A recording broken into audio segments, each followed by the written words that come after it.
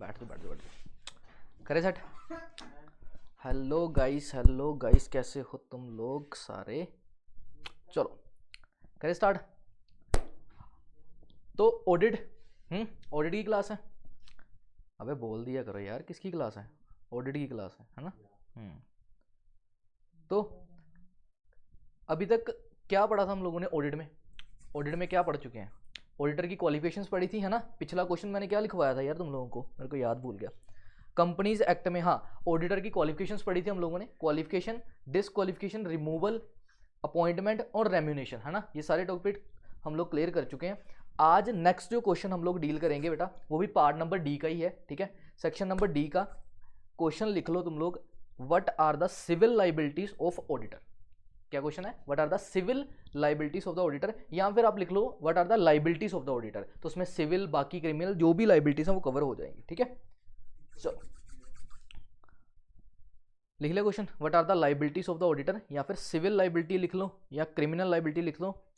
तो जितनी भी लाइबिलिटीज आज हम ये चेक करेंगे कि आखिर ऑडिटर की कितनी लाइबिलिटीज आती हैं। ठीक है, ऑडिटर की कितनी लाइबिलिटीज आती हैं ये चेक करना आज हम लोगों को।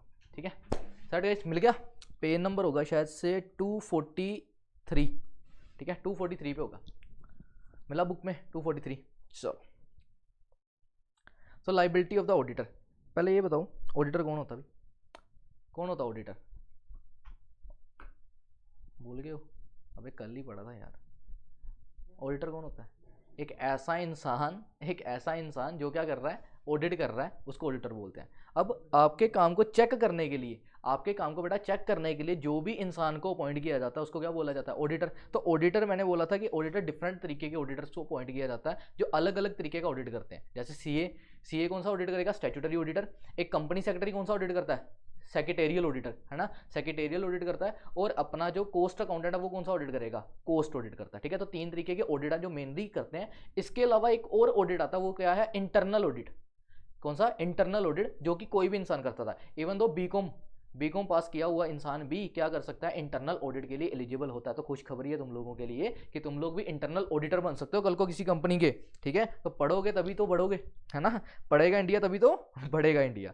चलो तो आज हम लोगों को ये पढ़ना कि हम लोग को ये पढ़ गया कि कल ऑडिटर कौन है, कौन ऑडिटर बन सकता है, कौन ऑडिटर नहीं बन सकता। ठीक है, ऑडिटर के बारे में उसकी क्वालिफिकेशन डिसक्वालिफिकेशन देखी थी, फिर रेम्यूनेशंस देखी थी उसकी, फिर उसको अपॉइंट कौन करता है ये देखा था हम लोगों ने। तो ऐसे करते हुए हमने कल ऑडिटर के बारे में काफ़ी कुछ चीज़ें देखी थी।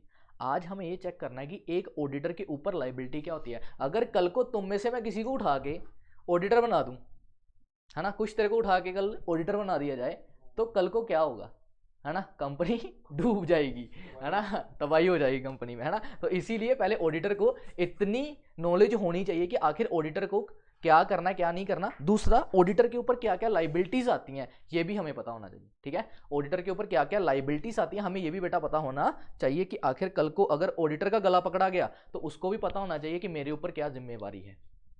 ठीक है, तो हमें क्या याद रखनी है, ऑडिटर की लाइबिलिटीज। तो सबसे पहली लाइबिलिटी जो हम लोग पढ़ने वाले हैं दैट इज सिविल लाइबिलिटी। कौन सी लाइबिलिटी बेटा, सिविल लाइबिलिटी। अब किसी को पता है कि सिविल लाइबिलिटी क्या होती है, सिविल और क्रिमिनल में क्या फर्क होता है भाई, सिविल और क्रिमिनल में क्या फर्क होता है, एनीवन। सिविल लाइबिलिटी और क्रिमिनल लाइबिलिटी में क्या फर्क होता है। और सिविल लाइबिलिटी में और क्रिमिनल लाइबिलिटी में क्या फर्क है, इंटेंशन। हाँ, और अच्छा मैं ना रास्ते से जा रहा था, मेरे को किसी पे बड़ा गुस्सा चढ़ा था, मैंने खींच के फेंका उसके मुंह के ऊपर। क्रिमिनल लाइबिलिटी है, सिविल है, क्रिमिनल काम करा मैंने या सिविल काम करा। अच्छा चाकू लिया और घुसा दिया सीधा ही, क्रिमिनल है। अच्छा बड़ी जल्दी बोल दिया क्रिमिनल है, हैं? अच्छा, और चपेड़ मारी तो, थप्पड़ मार दिया किसी को, सिविल है। ठीक है, अच्छा पत्थर उठा के फेंक दिया, डिपेंड करता है कितनी चोट लगी उसको, इंटेंशन क्या थी है ना। तो क्रिमिनल और सिविल में पता क्या फ़र्क होता है, मेनली सिविल में आपको जो सज़ा दी जाती है ना उसको मॉनेटरी कंपनसेशन से उसको छुड़ाया जा सकता है। ठीक है, मतलब आपने कोई बड़ा कांड नहीं करा, दैट इज सिविल लाइबिलिटी। बड़ा कांड नहीं करा, सिविल लाइबिलिटी। धक्का मुक्की होगी, गाली गलौज कर दिया, सिविल लाइबिलिटी। क्रिमिनल लाइबिलिटी में क्या होता है कि कुछ ऐसा काम करा जिसमें उठा के तुम्हें लेके जाएंगे, ठीक है, और अंदर रखेंगे तुम्हें 2-4 दिन, ठीक है, और क्या पता वो मशीन के ऊपर भी डाल दें, है ना, उल्टा करके।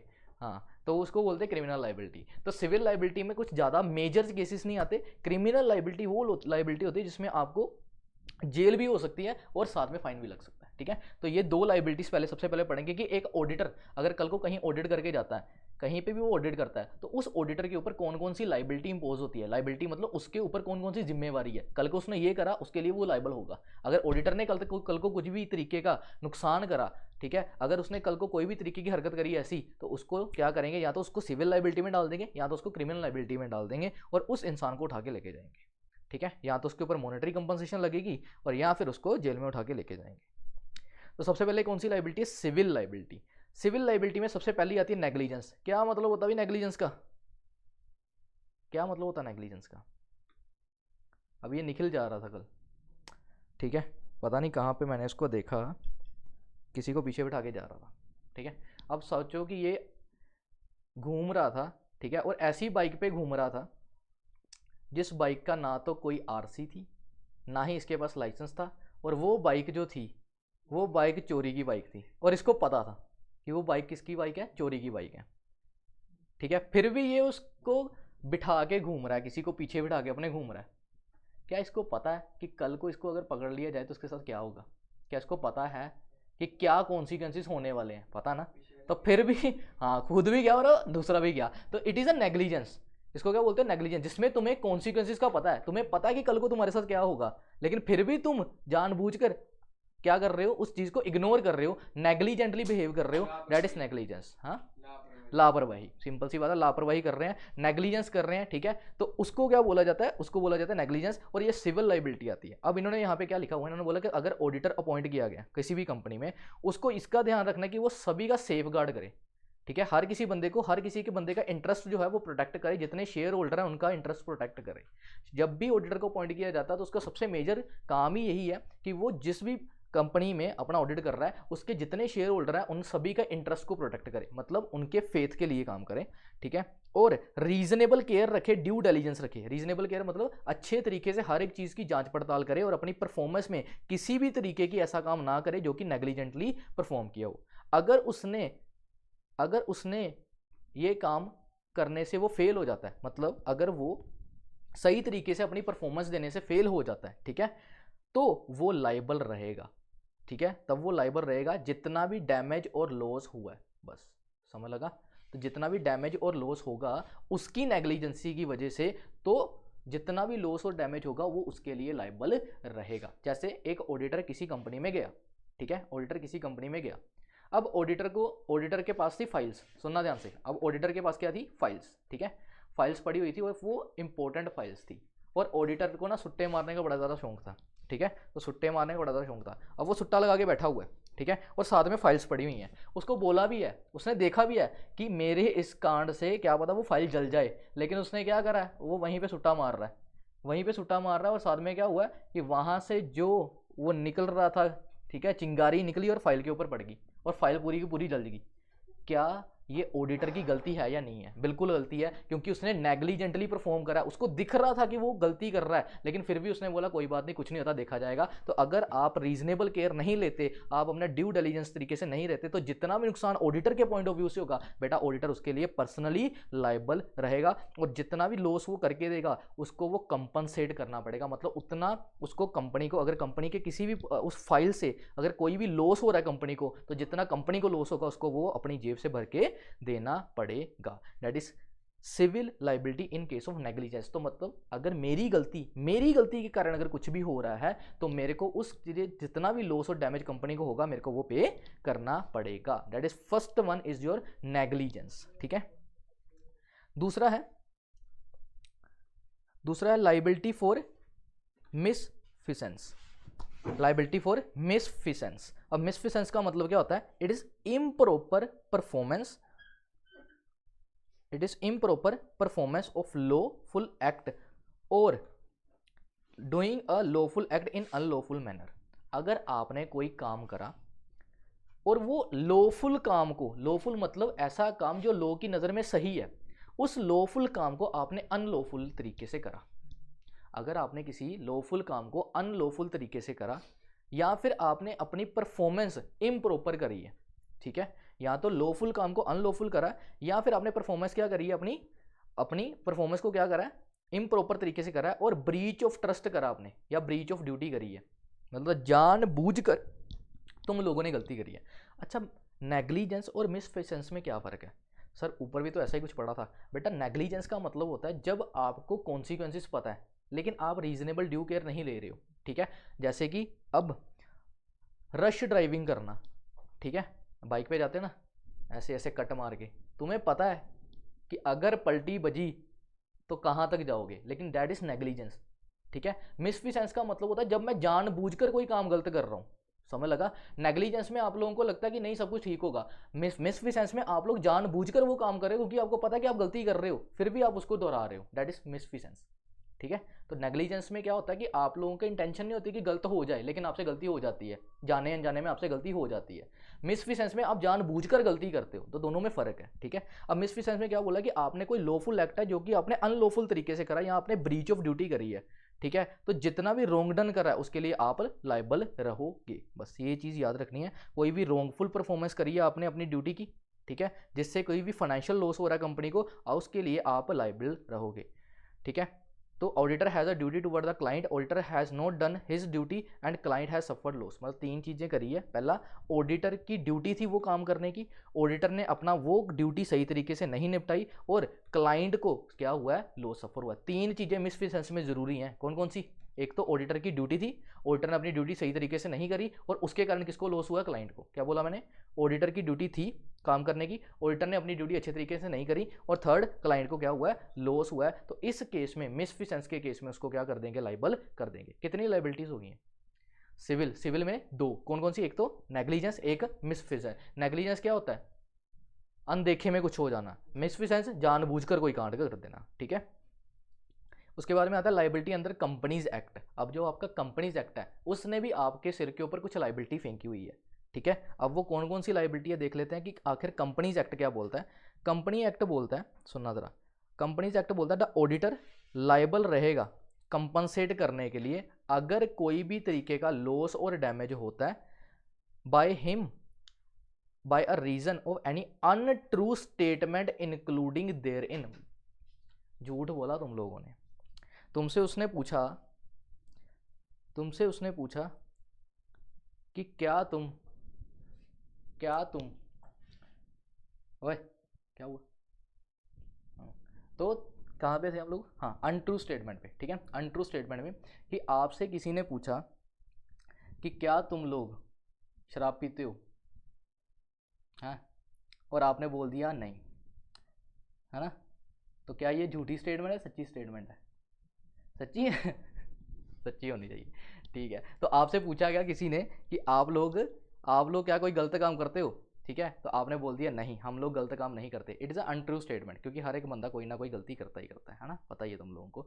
तो अनट्रू स्टेटमेंट ना, अगर ऑडिटर ने कोई अनट्रू स्टेटमेंट नहीं, मतलब ऑडिटर ने देखा कि यार कंपनी में बहुत बड़ा झोल है, लेकिन फिर भी कंपनी में इतना बड़ा झोल होने के बावजूद उस बंदे ने क्या स्टेटमेंट दे दी कि सारा कुछ क्या है, सही है, अपनी रिपोर्ट में भी सब कुछ सही लिख के दे दिया, और उस सही स्टेटमेंट के कारण बाकी लोगों को क्या हो रहा है, लॉस हो रहा है। मतलब ऑडिटर को पता था कि उसने जो स्टेटमेंट दिया वो क्या है, झूठी है, उसको पता ये झूठी स्टेटमेंट कब को किसी को लॉस दे देगी। उस केस में कंपनीज एक्ट ने बोला कि तेरी अनट्रू स्टेटमेंट के कारण अगर कोई लॉस होता है उसके लिए तू लाइबल रहेगा, ठीक है।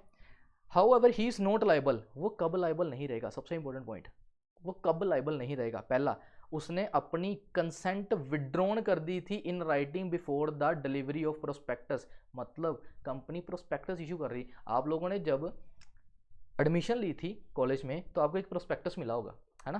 प्रोस्पेक्टस मिला था, 250 खर्चा था उसके ऊपर, है ना। तो प्रोस्पेक्टस मिला था तुम लोगों को। उस प्रोस्पेक्टस में क्या कहते हैं, कॉलेज के बारे में सारी इंफॉर्मेशन दी गई थी। उस प्रोस्पेक्टस में कॉलेज के बारे में सारी नहीं थी, चलो जितनी भी थी कॉलेज की सारी इंफॉर्मेशन वहाँ पे दी गई थी।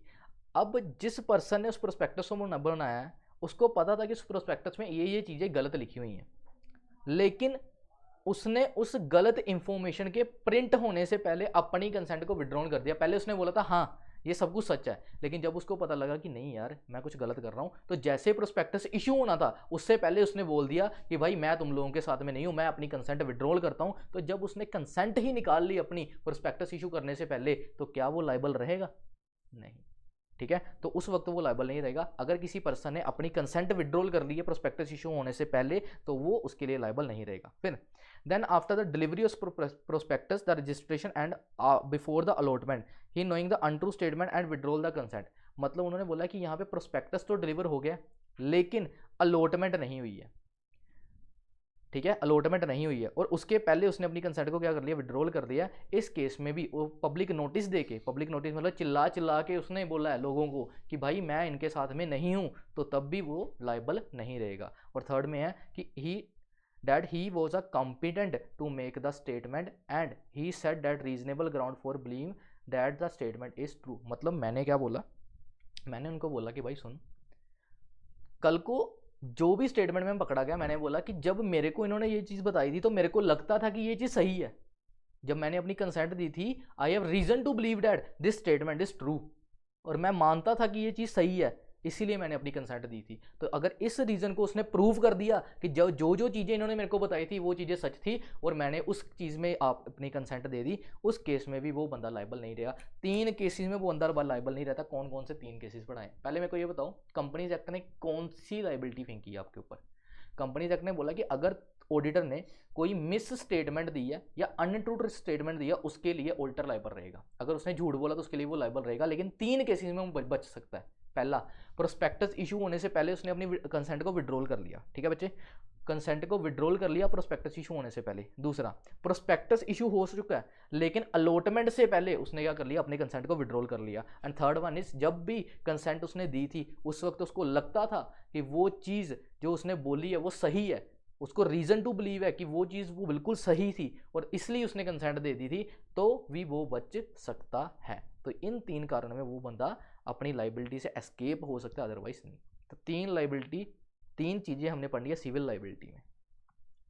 ठीक है भाई, कोई डाउट? सिविल लाइबिलिटी खत्म हो गई यहाँ पे। अब आती बात क्रिमिनल लाइबिलिटी की। अब क्रिमिनल लाइबिलिटी में क्या बोला हुआ है? अब क्रिमिनल लाइबिलिटी में क्या फ़र्क होता है भाई? अच्छा, सिविल लाइबिलिटी में आप लोग सिर्फ जितना डैमेज हुआ उतना कंपनी को दे दो, आपकी जान छूट जाएगी। क्रिमिनल लाइबिलिटी में आपको डैमेज तो देना पड़ेगा, क्या पता आपको लेके उठा के जेल में भी ले जाए, तो इम्प्रिजनमेंट भी आपकी हो सकती है। तो देखते हैं क्रिमिनल लाइबिलिटी कहाँ पे है। कंपनीज एक्ट ने बोला कि अगर ऑडिटर के ऊपर कोई भी क्रिमिनल ऑफेंस आता है, ठीक है, तो कंपनीज एक्ट के अंदर कोई भी क्रिमिनल ऑफेंस आता है तो उसकी क्रिमिनल लाइबिलिटी अराइज हो जाती है। जैसे कि कौन कौन सी क्रिमिनल लाइबिलिटी है? Miss statement in the prospectus, आपने प्रोस्पेक्टस में कोई मिस स्टेटमेंट दी, आपके ऊपर कौन सी लाइबिलिटी आएगी? क्रिमिनल। ठीक है, तो अगर आपने कोई भी अनट्रू स्टेटमेंट दी है, ठीक है, तो आपको पनिश भी कर सकते हैं और आपको इम्प्रिजनमेंट, मतलब आपको जेल में भी लेके जाएंगे और आपकी खातिरदारी अच्छे से करेंगे, ससुराल में लेके जाएंगे और आपकी खातिरदारी अच्छे से करेंगे। तो सबसे पहले अगर आपने मिस स्टेटमेंट करी, किसमें? प्रोस्पेक्टस में। दूसरा, फेल्यूर टू असिस्ट इन्वेस्टिगेशन, अगर ऑडिटर ने does not give the required assistant to inspector appointed by the central government to investigate, अगर सेंट्रल गवर्नमेंट ने किसी बंदे को भेजा कि जाओ यार यहाँ पे चेक करके, और ऑडिटर ने खुद उसको रोक दिया या उसको असिस्ट नहीं करा, मतलब उसका जो सेंट्रल गवर्नमेंट को जो बंदा आया था इंस्पेक्शन के लिए, वो कहता था कि मेरे को इस कमरे में जाके इंस्पेक्शन करनी है, तो वो बोलता भाई इस कमरे में जाके क्या करना है? इस कमरे में कुछ नहीं, यहाँ पे चूहे पड़े हुए हैं, जबकि असली खजाना वहीं पे था। ठीक है ना? तो उसने उसको असिस्ट नहीं करा या उसने उसका साथ नहीं दिया, तब भी आपके ऊपर क्या लगेगी? इम्प्रिजनमेंट भी होगी और साथ में फाइन भी लगेगा। ठीक है, फिर असिस्टेंट्स टू द प्रोस्पेक्टस, अच्छा ये भी छोड़ दो। अच्छा, फेल्यूर टू रिटर्न प्रॉपर्टी या फिर बुक्स, अगर कंपनी वाउंड अप हो जाती है। वाउंड अप का क्या मतलब होता है? क्या मतलब होता है वाउंड अप का? कंपनी बंद हो जाना। ठीक है, अगर कंपनी बंद होगी और कोर्ट ने बंद करी है तो ऑडिटर क्या करेगा? कोर्ट को सबमिट करेगा liable to return the court any property, books और document of the company in his possession. मतलब ऑडिटर के पास जितना कुछ भी कंपनी का पड़ा है, कंपनी के बुक्स हैं, कंपनी कोई प्रॉपर्टी है, कंपनी की किसी भी तरीके की कोई चीज़ है और कंपनी बंद हो गई है, अब ऑडिटर ने बोला कि यार इतनी बुक्स थी, चलो इसको रद्दी में बेचते हैं और बाद में रात को क्या करेंगे? शाम को पार्टी करेंगे, और उसने वो बेच दी। वो बुक्स जो कंपनी की उसके पास थी उसने क्या कर दी, बेच दी। उसने बोला यार कंपनी तो बंद होगी, अब किसने मांगनी है मेरे से, मैंने बुक्स बेच दी। अगर कल को कोर्ट ने बुलाया और बोला कि भाई वो बुक्स कहाँ पे है, और उसने वो बुक्स नहीं वापस करी, ठीक है, तो उसके ऊपर कौन सी लाइबिलिटी आ जाएगी, क्रिमिनल, और उसको पनिश भी करेगी कोर्ट, अरेस्ट भी कर लेगी साथ में, ठीक है।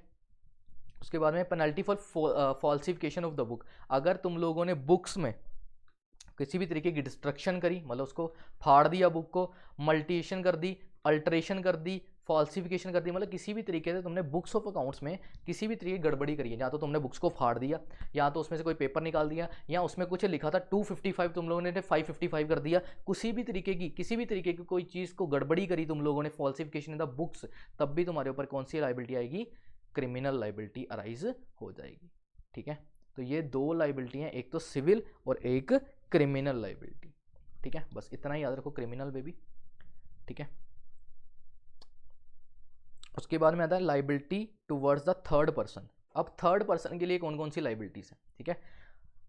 थर्ड पर्सन के लिए the chartered accountants in England, ठीक है। अब इसको छोड़ दो, यहाँ पे पढ़ो। हाँ, in the third person, the third party may hold an auditor liable for the negligence if he suffer loss in the circumstances where the accountant knows that the report or accountant or final statement equation were prepared for the specific purpose and the transaction which give rise to the losses। मतलब सुनो, अगर auditor ने कोई report लिख के दी, ठीक है, auditor ने रिपोर्ट लिख दी कि ये कंपनी की जो बैलेंस शीट है, प्रॉफिट एंड लॉस है, सब कुछ ओके, इसमें कोई भी तरीके का डिफॉल्ट नहीं है, और ये ऑडिटर ने अपनी रिपोर्ट लिख के दे दी, ठीक है।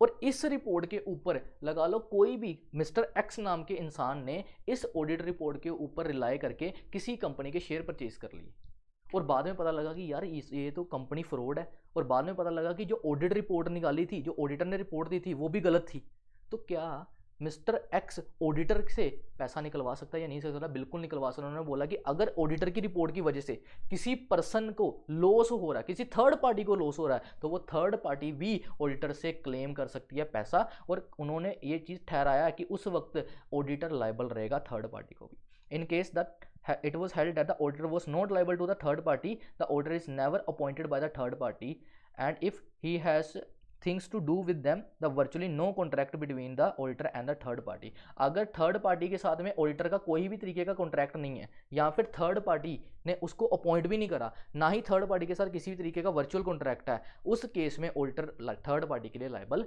नहीं रहेगा। मतलब अगर थर्ड पार्टी के साथ में किसी तरीके का कॉन्ट्रैक्ट है और थर्ड पार्टी उसको लायबल ठहरा सकती है, लेकिन अगर थर्ड पार्टी के साथ कोई कॉन्ट्रैक्ट नहीं है तो फिर वो थर्ड पार्टी को लायबल नहीं ठहरा सकती। डन, बस इतना ही याद रखना, इसमें और कुछ नहीं है। तो थर्ड पार्टी भी ठहरा सकती है ऑडिटर को लायबल, ठीक है। And the last one is professional misconduct. अब ये क्या है, अब इसके बारे में थोड़ा सा तुम्हें डिस्कस करना चाहता हूँ मैं। प्रोफेशनल मिसकंडक्ट, तीन तरीके के प्रोफेशन होते हैं बेटा, पहले भी बताए थे मैंने, सीए, सीएस, सीएमए। अब ये तीनों प्रोफेशनल्स हैं, और इन तीनों की रिपोर्ट के ऊपर बहुत से लोग जो हैं वो रिलाई करते हैं। अब सीए ने जो रिपोर्ट दी उसके ऊपर कितने लोग रिलाई करेंगे, रिलाई मतलब उनके ऊपर विश्वास करेंगे। ऐसे सीएस भी कोई रिपोर्ट देगा, उसके ऊपर भी बड़े सारे लोग रिलाई करते हैं, और ऐसे सीएमए कोई रिपोर्ट देगा, जहाँ मतलब कॉस्ट अकाउंटेंट कोई रिपोर्ट देगा, उसके ऊपर भी बहुत सारे लोग रिलाई करते हैं। तो इनके ऊपर क्या होता है, इनके जो रिस्पेक्टिव इनकी इंस्टीट्यूट्स हैं, इन्होंने इनके लिए कुछ प्रोफेशनल मिसकंडक्ट्स बनाए हैं कि अगर तुम लोगों ने, जैसे सीए का इंस्टीट्यूट आईसीएआई है, तो आईसीएआई ने सीएस के ऊपर ये कंडक्ट डाला हुआ कि तुम लोगों ने अगर ऐसा कुछ करा तो तुम लोगों के ऊपर कार्रवाई की जाएगी। ऐसे सीएस वाले, आईसीएसआई वालों ने सीएस के ऊपर क्या डाली, ये मिसकंडक्ट डाले कि अगर तुम लोग इस कांड में पकड़े गए तो तुम लोगों के ऊपर ये लाइबिलिटी अराइज होगी। तो ये कुछ प्रोफेशनल मिसकंडक्ट है जो कि इनकी रिस्पेक्टिव इंस्टीट्यूट डालती है इनके ऊपर कि अगर तुम लोगों ने ये करा तो तुम्हारा लाइसेंस खत्म कर देंगे, तुम्हारा लाइसेंस सस्पेंड कर देंगे इतनी देर के लिए, तुम्हें मेंबरशिप से बाहर निकाल देंगे। तो इसलिए इन लोगों को बड़ा ही ज़्यादा संभल के चलना पड़ता है कि हमें किसी भी तरीके की गलत इंफॉर्मेशन नहीं देनी, या हमें किसी भी तरीके से अपने आप को फंसाना नहीं। अब ऑडिटर की बात चलिए तो चार्टर्ड अकाउंटेंट्स एक्ट जो है 1949 का, उन्होंने सीए के ऊपर ये डाला हुआ कि अगर सीए ने ऐसा करा तो ये मिसकंडक्ट कहलाएगा। अब वो कौन कौन से हैं, अगर CA fail to disclose material fact, अगर उसको लगता था कि ये जो फैक्ट है, ये जो फैक्ट है ये मटेरियल फैक्ट है। मटेरियल फैक्ट का मतलब है कि कोई ऐसी चीज़ है जो कि बहुत ही ज़्यादा एडवांस और सबको ये चीज़ पता होनी चाहिए, दैट इज मटेरियल, ठीक है। जैसे मैं एग्जांपल बताऊं कि मैं ऑडिट कर रहा था, और ऑडिट करते हुए मेरे को ना 100 रुपये का ना झोल लग रहा था, क्या it is a material fact कि 100 रुपये का मतलब 10,000 करोड़ की कंपनी है, उसमें 100 रुपये का हिसाब नहीं मिल रहा, तो क्या ये मटीरियल फैक्ट है? आंसर है नहीं। 1,000 करोड़ की कंपनी में 100 रुपये का हम लोग क्या करेंगे उसको, है ना, तो 100 रुपये तो इधर उधर हो जाए, it is not a material. लेकिन 1,000 करोड़ की कंपनी में लगा लो 500 करोड़ का मेरे को झोल दिख रहा है, क्या ये मटीरियल फैक्ट है या नहीं है? बिल्कुल ये मटीरियल फैक्ट है। मटीरियल फैक्ट का मतलब होता है कि ऐसा फैक्ट जो कि बहुत ही ज़्यादा इंपॉर्टेंट है और जो सबको पता होना चाहिए, that is a material fact. तो अगर कोई सीए ने मटीरियल फैक्ट डिस्क्लोज नहीं करा या फिर फेल हो जाता है डिस्क्लोज करने के लिए, उसके लिए वो प्रोफेशनल मिसकंडक्ट में लायबल हो जाएगा। दूसरा, अगर उसने रिपोर्ट में मटीरियल मिस स्टेटमेंट दे दी, मतलब अगर उसने जो रिपोर्ट बनाई है उस रिपोर्ट में उसने गलत मतलब लिख दिया, ठीक है, गलत मतलब लिख दिया और गलत मतलब लिख दिया, उसके लिए भी वो क्या रहेगा, लायबल रहेगा। तो या तो उसने कुछ डिस्क्लोज नहीं करा या उसने कुछ गलत स्टेटमेंट दे दी। फिर ग्रोसली नेग्लिजेंट है वो। ग्रोसली नेग्लिजेंट का क्या मतलब होता है? जानबूझकर उसने वो ऐसा काम करा या फिर उसको पता था कि मुझे ये काम नहीं करना फिर भी वो कर रहा है। नेग्लिजेंट मतलब वही जो पहला ऊपर वाला पॉइंट पढ़ा तुम लोगों ने, अनदेखे में अनजाने में भूल होगी भाई साहब, ठीक है ना, तो वो काम कर दिया इसने, ग्रोसली नेग्लिजेंट हो गया, इसलिए वो मिसकंडक्ट में लायबल रहेगा। क्यों? क्योंकि नेग्लिजेंस यार तुम लोग नहीं कर सकते, तुम लोग इतने बड़े प्रोफेशन में हो, तुम लोग नेग्लिजेंटली परफॉर्म नहीं कर सकते, ठीक है ना। तो वहाँ पे मतलब ये मत बोलना कि गलती मारे से होगी, मुझको राणा जी माफ़ करना, ऐसे काम नहीं होंगे वहाँ पे, ठीक है। और if fail to draw attention to the material statement and departure from generally accepted procedure of the audit applicable to the circumstances। तो अगर उसने मटीरियल चीज़ों के ऊपर अपना ध्यान नहीं दिया, उसने बोला कि मैंने देखा ही नहीं था यार, ऐसी चीज़ें मैंने देखी ही नहीं थी, ठीक है, तो ऐसी चीज़ें भी करना आपके लिए मटीरियल मिसकंडक्ट में आएगा, उसके लिए भी तुम लोग लायबल रहोगे अपने इंस्टीट्यूट के लिए। तो क्या पता इंस्टीट्यूट तुम्हारा लाइसेंस कैंसिल कर सकती है, उनका क्या पता उनको थोड़ी देर के लिए सस्पेंड कर सकती है, ठीक है, टेम्पररी पीरियड के लिए, तो ये सारी चीज़ें वो कर सकती हैं। ये था आज का तुम्हारा क्वेश्चन कि आखिर कितने तरीके की लाइबिलिटी एक ऑडिटर के ऊपर होती है। 4 तरीके की लाइबिलिटी थी, सिविल, क्रिमिनल, फिर आपकी थर्ड पार्टी के लिए क्या लाइबिलिटी ऑडिटर की, और लास्ट वन आपकी प्रोफेशनल मिसकंडक्ट में कौन कौन सी लाइबिलिटी अराइज होती है। समझ आ गया? ठीक है। सिविल लाइबिलिटी में नेग्लिजेंस थी, एक बार फिर से देख लें जल्दी जल्दी से। नेग्लिजेंस मतलब आप लोगों ने अनदेखे अनजाने में आपसे भूल हो जाती है और अगर कोई डैमेज या लॉस होता तो आप उसके लिए लाइबल रहोगे। दूसरा था मिसफिसेंस, आप लोगों ने जानबूझकर कोई गलती कर रहे हो, लेकिन 3 केसेस में आप लोग 3 केसेस के लिए होना जरूरी है। कौन सा? एक तो आपकी ड्यूटी बनती थी, ड्यूटी बनने के बावजूद आपने उस ड्यूटी को परफॉर्म नहीं करा, और थर्ड नंबर पे क्लाइंट ने सफ़र करा रोस को। थर्ड था कंपनीज एक्ट ने कुछ फेंका हुआ आपके ऊपर, क्या क्या चीज़ें हैं वो। कंपनीज एक्ट के में बोला कि अगर तुम लोगों ने अनट्रू स्टेटमेंट दी है तो उस अनट्रू स्टेटमेंट के लिए तुम लोग लायबल रहोगे, और अनट्रू स्टेटमेंट के लिए तुम लोग लायबल होगे जैसे कि कौन कौन सी स्टेटमेंट है जो कौन कौन सी स्टेटमेंट जिसमें तुम लोग लायबल नहीं रहोगे। तो अगर मैंने स्टेटमेंट दी और मैंने पहले विड्रॉल करवा ली, अपनी कंसेंट विड्रॉल कर ली, प्रोस्पेक्टस इशू करने से मैंने पहले अपनी कंसेंट विड्रॉल करवा ली। दूसरा, प्रोस्पेक्टस तो इशू हो गया है लेकिन अलॉटमेंट से पहले मैंने अपनी कंसेंट को क्या करवा लिया बेटा, विड्रॉल करवा ली है। और लास्ट वन क्या है, कंपीटेंट, मतलब जब मैंने उस कंसेंट को दिया था तब मेरे को लगता था कि ये जो कंसेंट मैंने दिया ये बिल्कुल ही सही है, और उस कंसेंट के ऊपर मैंने रिलाई करके दी थी, अगर मैं प्रूव कर दिया तब भी मैं बच सकता हूँ। फिर आई क्रिमिनल लाइबिलिटी कि अगर मैंने प्रोस्पेक्टस में कुछ गलत बोल दिया तब मेरे को उठा के लेके जाएंगे, ठीक है। उसके बाद में उन्होंने बोला कि मैंने कोई बाहर से सेंट्रल गवर्नमेंट ने किसी को अपॉइंट करके दिया था और मैंने उसके साथ में असिस्ट करने से मना कर दिया, तब मेरे को उठा के लेके जाएंगे। मैंने कोई प्रॉपर्टी वापस करनी, कंपनी खत्म होगी, ज़्यादा कंपनी वाइंड अप हो गई थी और मैंने उसको जितनी प्रॉपर्टी मेरे पास थी उस प्रॉपर्टी को वापस नहीं करा टाइम पर, तब मेरे को उठा के लेके जाएंगे। मैंने कोई बुक्स में कोई फॉल्सिफिकेशन कर दी, कोई अल्टरेशन कर दी, इस तरीके से मेरे को उठा दे, ठीक है। तो ये सारी थी क्रिमिनल लाइबिलिटी। फिर थर्ड पार्टी के केस में आपको पता है लाइबिलिटी अराइज हो जाती है अगर किसी थर्ड पार्टी को लॉस हुआ है, अगर उस थर्ड पार्टी के साथ आपका भी कॉन्ट्रैक्ट था या फिर थर्ड पार्टी ने आपको अपॉइंट करके दिया था। And the last one is professional misconduct, अगर इन 4 केसेस में आपको प्रोफेशनल मिसकंडक्ट में भी लेके जाएंगे और क्या पता आपका लाइसेंस भी कैंसिल कर सकते हैं। कौन कौन से? यहाँ तो आपने मटीरियल फैक्ट डिस्क्लोज नहीं करे, दूसरा आपने मटीरियल मिस स्टेटमेंट को गलत रिप्रेजेंट कर दिया, आपने ग्रोसली नेग्लिजेंट हो, और या फिर आपने ड्यू अटेंशन नहीं दी उन चीज़ों के ऊपर जो कि मटीरियल डिपार्चर्स थे, ठीक है। तो इस केसेस में आपको क्या कर देंगे, वो बाहर भी निकाल सकते हैं और आपकी मेंबरशिप को भी कैंसिल कर सकते हैं। Done guys. तो ये था तुम्हारा ऑडिटर का लाइबिलिटी, ठीक है। तो ऑडिटर की लाइबिलिटीज थी। इसके बाद में क्वेश्चन आता है तुम्हारा ऑडिटर रिपोर्ट, जो कि हम लोग नेक्स्ट क्लास में करेंगे, ठीक है। तब तक के लिए इसको लिख के आओ अच्छे से। और पढ़ो अच्छे से, ठीक है। कल हम ये लोग ये देखेंगे कि ऑडिटर की आखिर ऑडिटर रिपोर्ट में क्या क्या आता है, और ऑडिटर रिपोर्ट के साथ में तुम्हारा जो पार्ट नंबर डी है उसका सिर्फ एक क्वेश्चन बचेगा और तुम्हारा पार्ट नंबर डी खत्म हो जाएगा, ठीक है। तो पार्ट नंबर डी में 2 क्वेश्चन भी उठा सकते हो क्योंकि सिंपल पार्ट है, और मैं बताता हूँ कि ऑडिट में ज़्यादातर चीज़ें रिपीटेड कम होती हैं। मैंने पहले भी बताया था कि ऑडिट में रिपीट कम होता है, इसलिए मैं चाहता हूँ कि कंटेंट तुम लोग ज़्यादा पढ़ के जाओ, क्योंकि कुछ ना कुछ तो लिखने वाला बने और क्या पता यही क्वेश्चन आ जाए। तो मैं इसलिए यहाँ पे सिलेक्टिव नहीं चल रहा हूँ, कुछ चीज़ों को मैं पूरा पूरा करवा के चल रहा हूँ और कुछ चीज़ों पे हमें सिलेक्टिव चलना पड़ेगा क्योंकि this is a revision class, ठीक है। तो अगर रेगुलर क्लास होती तो उसमें तो काफ़ी कंटेंट होता है, लेकिन रिवीजन क्लासेस में हम इतना ही कर सकते हैं जितना कि हम लोगों को इंपॉर्टेंट दिखता है, ठीक है। तो बाकी के लिए नेक्स्ट क्लास के मिलेंगे, ठीक है ना। तब तक के लिए आप लोग पढ़ते रहो, फिर मिलेंगे।